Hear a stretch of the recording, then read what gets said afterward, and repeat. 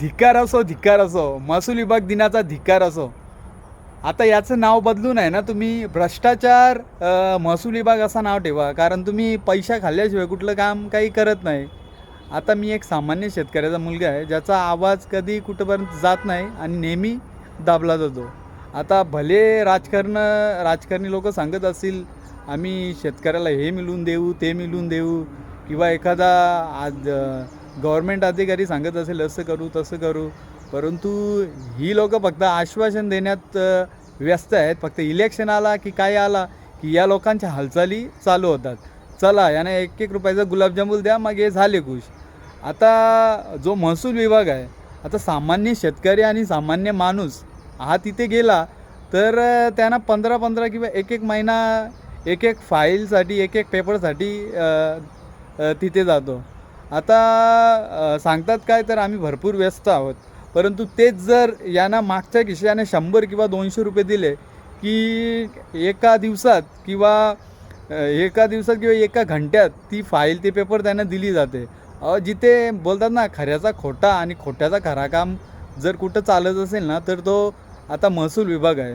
आता जो ED आहे, CBI आहे, जे त्यांना जर कुठे धाड टाकायचे असेल ना, तर मी त्यांना सांगतो की तुम्ही तलाठी झाले, प्रांत अधिकारी झाले, तहसीलदार झाले, कलेक्टर झाला, यांच्या घरी आहे ना, यांचे जो सर्कल आहे, यांचे जो कनेक्शन आहे, त्यांच्या थ्रूने यांच्यावर धाड टाका. तेव्हा बघा तुम्हाला कितीही ब्लॅक मनी भेटतो तो. परंतु तुम्ही असं करणार नाही. आमच्यासारख्या शेतकऱ्यांना जर जागेचे 1 करोड किंवा 2 करोड आले की तुम्ही लगेच नोटीस पाठवणार की तुम्हाला पैसे कुठून आले, मग तुम्ही याचं काय करणार, कसं काय, हे ते अमकं तमकं. जर तुमच्यामध्ये हिंमत असेल ना, तर यांचीसुद्धा एकदा चौकशी करा. आता मी सांगतो आमच्यासोबत काय झालं की कल्याण तहसील कोर्टामध्ये, तर तो बघा व्हिडिओ, आणि जर तुम्हाला पटला तर हा व्हिडिओ जास्तीत जास्त लोकांना शेअर करा. आणि जर तुमचा काही जर असा काही झाला असेल तर कमेंट करा. आता आमचाच एक तुम्हाला किस्सा सांगतो. आमची केस कोकण भवनला चालू आहे आणि ती परत एक केस येते तहसील कल्याणमध्ये. सचिन शेजाल म्हणून आहे तिथे. आता ती जर वारसांसाठी तिथे आली तर त्या तहसीलदाराने काय केलं पाहिजे, तर साहजिकच स्थगिती दिली पाहिजे जोपर्यंत वरचा निकाल लागत नाही. पण या माणसाने कुठलाही पेपर पडताळणी न करता, कुठलाही निर्णय न घेता डायरेक्ट समोरच्याच्या बाजूने निर्णय दिला. अहो, पहिले जो वरचा निकाल आहे त्याचा जर विचार करायला पाहिजे होता. जर वरून जर निर्णय लागला असता की त्यांच्या बाजूने द्या, तर तुम्ही द्यायचा होता ना. जर CBI आणि EDने जर रेट टाकली ना, तर सर्वात प्रथम ते तलाठी आहेत, प्रांत अधिकारी आहेत, अजून तहसीलदार आहेत, अजून कलेक्टर आहेत, त्यांचा सर्वात मोठा भांडा पडेल.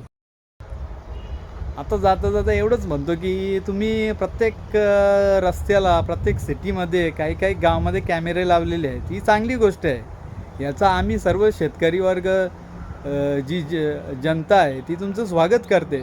परंतु तुमच्या गव्हर्मेंट कार्यालयामध्ये का कॅमेरा लावत नाही? कॅमेरे लावला तर त्याचा एक लाईव्ह प्रक्षेपण पण बाहेर ठेवा, जेणेकरून जनतेला समजेल की कसं काम चालू आहे, कसं कारभार चालू आहे.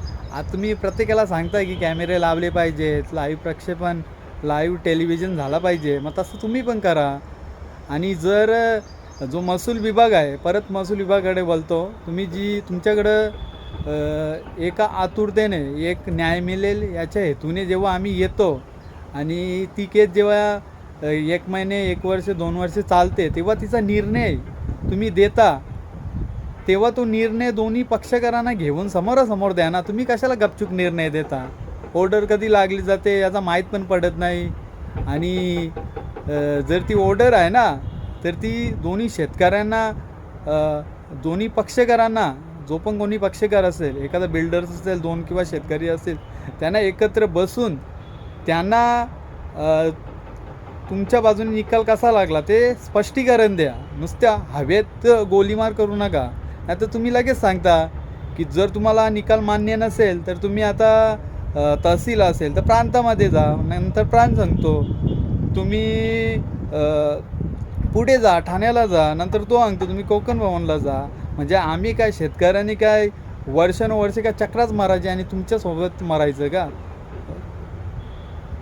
थोडंफार जनतेला जे पण कोणी माझा व्हिडिओ बघत त्यांना सांगतो की आता आहे ना एकत्र येण्याची वेळ आली आहे. कारण हे बोलतात ना, इंग्रज गेले आणि हे आले, अशी परिस्थिती झाली आहे आपली.